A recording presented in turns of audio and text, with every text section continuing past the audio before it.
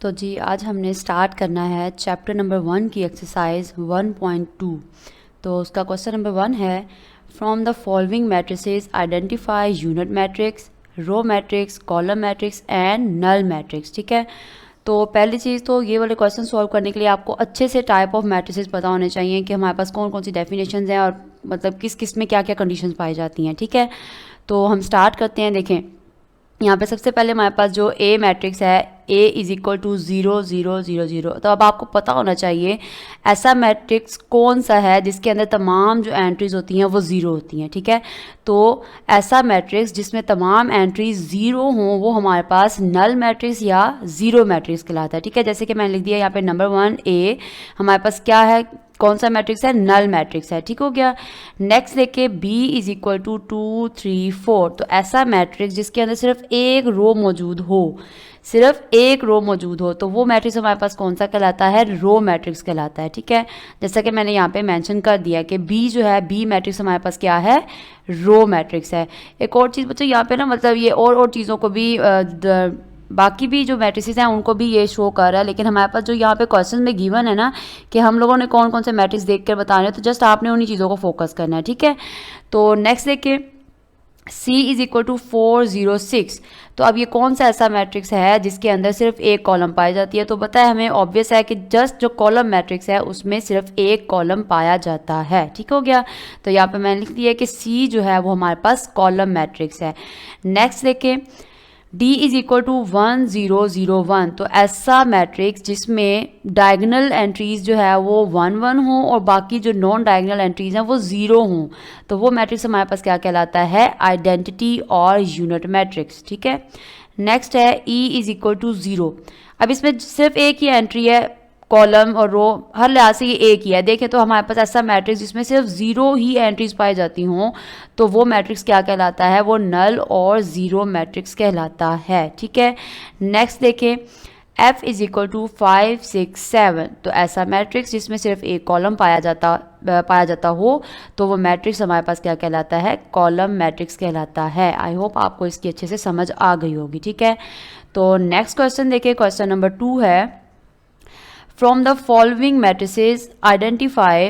अब आपको यहाँ पे ना डिफरेंट टाइप के इन्होंने मतलब मैट्रिक्स दे दिए हैं। अब आपने आइडेंटिफाई करना है कि स्केयर मैट्रिक्स कौन सा है, रेक्टेंगुलर मैट्रिक्स कौन सा है, रो मैट्रिक्स कौन सा है, कॉलम कौन सा है, आइडेंटिटी कौन सा है और नल मैट्रिक्स कौन सा है। ठीक है, तो सबसे पहले हम देखते हैं स्केयर मैट्रिक्स जो है वो हमारे पास यहाँ पे कौन कौन से हैं स्केयर मैट्रिक्स। तो जैसा कि हमें मालूम है कि ऐसा मैट्रिक्स जिसकी रो और कॉलम की तादाद जो है वो इक्वल हो, ठीक है, रो और कॉलम की जो तादाद है वो इक्वल हो, तो वो मैट्रिक्स हमारे पास स्केयर मैट्रिक्स कहलाता है। तो देखते हैं यहाँ पे, देखें ये जो फर्स्ट है हमारे पास, इसके अंदर रो और कॉलम जो है वो इक्वल नहीं है। इसमें इसका चले पहले हम ऑर्डर ज़रा देख लेते हैं। तो इसका ऑर्डर है 2/3। ठीक है, इसका ऑर्डर देख लेते हैं, ये हमारे पास बनता है 3/1। नेक्स्ट थर्ड में देखें तो ये हमारे पास बन रहा है 2/2। ठीक हो गया, ये हमारे पास कितना बन रहा है, ये भी हमारे पास 2/2 बन रहा है। फिफ्थ में देखते हैं तो इसके अंदर 3 रो है जबकि 2 कॉलम्स हैं। ठीक हो गया, तो ये बन गया 3/2।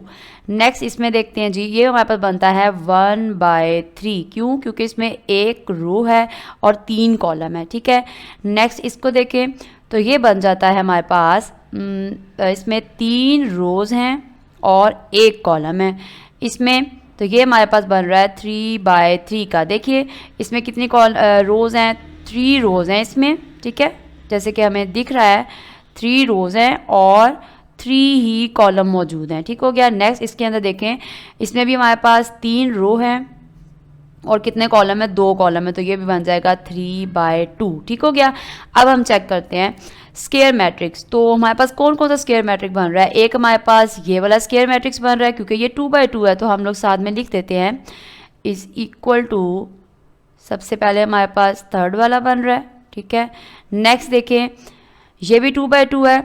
ठीक है, तो हमारे पास जो फोर्थ है वो भी स्केयर मैट्रिक्स है। इसके अलावा नेक्स्ट चेक करते हैं, ये 3/2 का है, ये 1/3 का है, ये 3/1 है, और ये देखें तो क्वेश्चन नंबर जो 8 है, जो पार्ट नंबर 8 है, ये 3/3 का है। ठीक है, तो ये भी हमारे पास क्या बन गया, स्केयर मैट्रिक्स। तो हम यहाँ पे लिख देते हैं यहाँ पे आ जाएगा क्वेश्चन नंबर 8। ठीक है, नेक्स्ट देखिए रेक्टेंगुलर मैट्रिक्स, कि ऐसा मैट्रिक्स जिसमें रो और कॉलम की तादाद इक्वल ना हो, ऐसा मैट्रिक्स जिसमें रो और कॉलम की तादाद जो है वो इक्वल ना हो, तो वो मैट्रिक्स हमारे पास रेक्टेंगुलर मैट्रिक्स कहलाता है। तो चेक करते हैं, सबसे पहले यहाँ पे नंबर 1 है, तो देखें इसका ऑर्डर क्या है, 2/3 है, दैट मीन्स यही स्टार्ट हम यहाँ से करेंगे। तो पहले आ जाएगा नंबर 1, नेक्स्ट देखिए 3/1, तो यहाँ पे 2 भी आ जाएगा। ठीक हो गया। नेक्स्ट है ये 2/2 है, इक्वल है, ये 2/2 है, इक्वल है। नेक्स्ट देखिए यहाँ पे पार्ट नंबर 5 जो है 3/2 है, तो ये भी आ जाएगा इसी में, क्योंकि ये भी हमारे पास ऑर्डर इसके सेम नहीं है। ठीक है, 3/2 हो गया। नेक्स्ट देखिए क्वेश्चन पार्ट नंबर 6 1/3 है, तो ये भी इसका जो ऑर्डर है वो सेम नहीं है, तो हम लिख देंगे यहाँ पे जो 6 है वो भी रेक्टेंगुलर है। इसके अलावा 7 देखिए, तो यहाँ पे आ जाएगा V2I। ठीक है, तो ये भी जो है वो हमारे पास रेक्टेंगुलर है। उसके बाद नेक्स्ट देखिए 3/3, तो ये हमारे पास स्क्वायर था, रेक्टेंगुलर नहीं है। उसके बाद जो 9 है, 9 पार्ट 3/2 है, दैट मीन्स ये भी हमारे पास, ये मैं ऊपर लिख रही हूँ, तो ये भी हमारे पास रेक्टेंगुलर मैट्रिक्स है। ठीक हो गया, तो ये हो गया रेक्टेंगुलर मैट्रिक्स। नेक्स्ट देखिए हमारे पास आ जाता है रो मैट्रिसेस। तो जैसा कि हमें मालूम है कि ऐसा मैट्रिक्स जिसमें सिर्फ एक रो मौजूद हो, तो वो हमारे पास रो मैट्रिक्स कहलाता है। ठीक है, तो देखिए वो कौन सा है हमारे पास, अगर देखा जाए, ये देखिए ये हमारे पास है रो मैट्रिक्स। इसमें कितनी रो है, एक ही रो गिवन है यहाँ पे, तो ये हमारे पास हो जाएगा रो मैट्रिक्स। दैट मीन्स जो 6 पार्ट है वो हमारे पास रो मैट्रिक्स है। नेक्स्ट देखिए कॉलम मैट्रिक्स है, तो इसमें हमारे पास जो डी है कॉलम मैट्रिक्स। तो कौन कौन से मैट्रिक्स हमारे पास कॉलम मैट्रिक्स हैं, सेकंड नंबर। ठीक है, इसमें सिर्फ एक कॉलम मौजूद है, और इसके अलावा यहाँ से 7 पार्ट जो है। ठीक है, 2nd and 7 पार्ट जो है वो हमारे पास कॉलम मैट्रिक्स हैं। नेक्स्ट है हमारे पास आइडेंटिटी मैट्रिक्स। जैसे कि हमें मालूम है कि डायगोनल में हमारे पास ओनली 1 होना चाहिए, यानी कि डायगोनल जो लाइन जा रही है डायगोनल एंट्रीज़ में 1 ही होना चाहिए, इसके अलावा कोई नंबर नहीं होना चाहिए। और जो नॉन डायगोनल एंट्रीज़ हैं वो हमारे पास 0 होनी चाहिए। तो ऐसा कौन सा यहाँ पे हमारे पास मैट्रिक्स गिवन है, तो वो हमारे पास पार्ट नंबर 4 है। ठीक है, तो लिख देते हैं यहाँ पे इज़ इक्वल टू 4 जो है वो हमारे पास आइडेंटिटी मैट्रिक्स है। इसके अलावा और कोई आइडेंटिटी मैट्रिक्स नहीं है यहाँ पे। ठीक है, नेक्स्ट देखिए नल मैट्रिक्स। तो हमें मालूम है ऐसा मैट्रिक्स जिसमें सिर्फ 0 एंट्रीज हों वो हमारे पास नल मैट्रिक्स कहलाता है। ठीक है, तो यहाँ पे हमारे पास कौन कौन सा नल मैट्रिक्स है, ये जो लास्ट में 9 पार्ट है यही हमारे पास नल मैट्रिक्स है।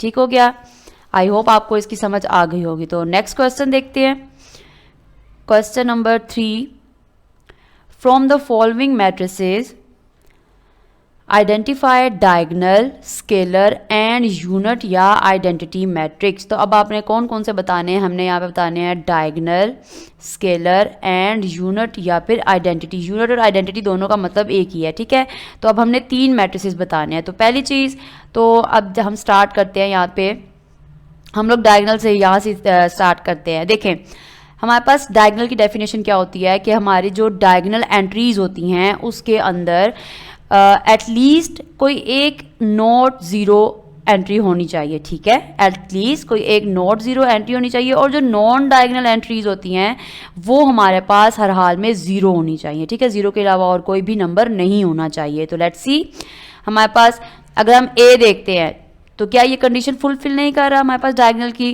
कि डायगोनल में कोई एक जो है वो नॉट 0 होना चाहिए। तो यहाँ पे 4 4 है, हम चाहे इसको ले लें चाहे इस 4 को ले लें। ठीक है, तो बाकी तो 0 है ना, नॉन जो डायगोनल है वो तो 0 है। तो हम कह सकते हैं जो ए है हमारे पास, ये हमारे पास क्या है, डायगोनल मैट्रिक्स। आगे नेक्स्ट बी देखें तो ये भी हमारे डायगोनल की कंडीशन को फुलफिल कर रहा है, तो हम लिख देंगे बी। नेक्स्ट है सी देखें, वो भी हमारी इस कंडीशन को फुलफिल कर रहा है। ठीक है, उसके बाद जो डी है वो भी हमारी कंडीशन को फुलफिल कर रहा है, और लास्ट में जो ई है वो भी हमारी जो कंडीशन है उसको फुलफिल कर रहा है। ठीक है, क्योंकि नॉट 0 यहाँ पे नॉट 0 की बात हो रही है, नॉट 0 यहाँ पे आता है। तो डायगोनल में तो हमारे ये तमाम मैट्रिक्स आ गए, ठीक हो गया। नेक्स्ट देखें स्केलर मैट्रिक्स। जैसा कि हमें मालूम है स्केलर में क्या होता है कि जो डायगोनल एंट्रीज हैं वो सेम होनी चाहिए, लेकिन 0 और 1 के अलावा होनी चाहिए, ठीक है। तो यहाँ पे हम देख लेते हैं कौन कौन सी बन रही हैं स्केलर में। देखें अगर हम ए मैट्रिक्स को देखें तो 4 और 4 सेम डायगोनल एंट्रीज है और बाकी में हमारे पास क्या आ रहा है, 0 आ रहा है। तो ये हमारे पास स्केलर में जो पहला बनता है मैट्रिक्स वो है ए मैट्रिक्स, ठीक हो गया। और नेक्स्ट इसमें देख लेते हैं हमारे पास कौन सा बनता है। अब देखें ये है 5 - 3 करेंगे तो ये 2 आ जाएगा, 1 + 1 करेंगे तो ये भी 2 आ जाएगा। तो डायगोनल एंट्रीज सेम हो गई यहाँ पे। तो ये जो ई है वो भी हमारे पास स्केलर मैट्रिक्स हो गया, ठीक है। नेक्स्ट है यूनिट और आइडेंटिटी मैट्रिक्स। अब यहाँ पे हमारे पास इन मैट्रिक्स में कौन सा ऐसा मैट्रिक्स है जो यूनिट और आइडेंटिटी मैट्रिक्स है, तो वो हमारे पास जो मैट्रिक्स सी है वही हमारी इस कंडीशन को फुलफिल कर रहा है। तो यहाँ पे हम लिख देंगे सी। तो ये भी हमारा क्वेश्चन सॉल्व हो गया। तो जी नेक्स्ट देखें क्वेश्चन नंबर 4। उसमें हमें क्या कह रहे हैं फाइंड आउट करने के लिए, find negative of matrices A B C D and E when. अब यहाँ पे उन्होंने हमें डिफरेंट मैट्रिक्स जो है वो दे दिए हैं और हम लोगों ने मालूम क्या करना है, नेगेटिव फाइंड आउट करना है। जैसे कि हम लोगों ने डेफिनेशन में मालूम किया था कि डेफिनेशन जैसे कि हमने नेगेटिव की पढ़ी थी कि एक मैट्रिक्स अगर गिवन है तो उसका नेगेटिव हमने कैसे फाइंड आउट करना है कि एक ये मैट्रिक्स गिवन है तो नेगेटिव उसका फाइंड आउट करने के लिए उसके मैट्रिक्स को माइनस से सिंपल मल्टीप्लाई कर देंगे। तो वो जो मैट्रिक्स अगर जिस भी साइन में है तो वो उसका ऑपोजिट साइन आ जाएगा, ठीक है। अगर पॉजिटिव है तो नेगेटिव, नेगेटिव है तो पॉजिटिव आ जाएगा। तो हम स्टार्ट करते हैं।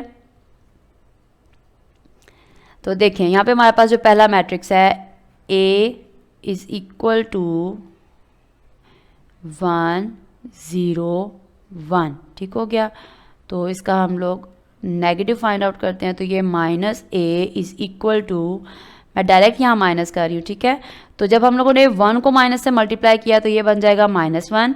0 से किसी भी साइन को मल्टीप्लाई करें तो वो 0 वही रहेगा, उसमें कोई उस पर फ़र्क नहीं पड़ता, ठीक है। तो यहाँ पे आ जाएगा 0 और ये जो है -1, ठीक हो गया।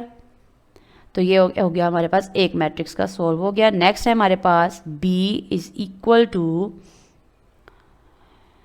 3 2 -1 एंड +1, ठीक है। तो इसका नेगेटिव फाइंड आउट करना है हमें।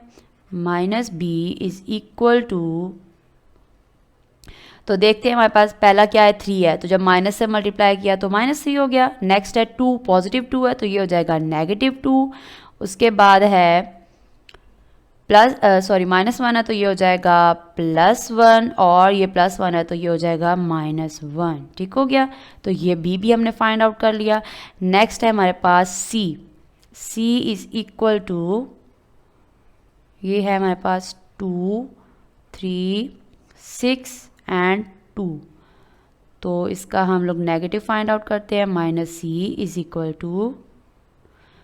-2 -3 -6 एंड -2, ठीक हो गया। क्योंकि इसमें तमाम पॉजिटिव थी तो वो सारी जो है वो नेगेटिव में कन्वर्ट होगी, ठीक हो गया जी। नेक्स्ट क्वेश्चन है हमारे पास। नेक्स्ट जो मैट्रिक्स है वो है D, ठीक है। तो D = -3 -4 2 एंड 5। तो नेगेटिव फाइंड आउट करते हैं इसका। -D = जब -C को माइनस से मल्टीप्लाई किया तो ये हो जाएगा +3, -4 को माइनस से मल्टीप्लाई किया तो +4, +2 को किया तो ये -2 हो गया और ये -5 हो गया, ठीक है जी। ये मैट्रिक्स भी हमारा सोल्व हो गया। तो नेक्स्ट जो है हमारा और लास्ट है वो क्या है हमारे पास, E मैट्रिक्स। तो E = 1 2 -5 and 3। Negative find out करना है तो माइनस से मल्टीप्लाई कर देंगे = अब ये +1 है तो ये -1 हो जाएगा, +2 है तो -2, -5 है तो +5 एंड +3 है तो -3 हो जाएगा, ठीक हो गया। तो ये हमारे तमाम मैट्रिसेस का आंसर आ गया। तो ये जी हमारे 1.2 के पहले 4 जो क्वेश्चन है वो सोल्व हो गए। ओके जी, अल्लाह हाफिज़।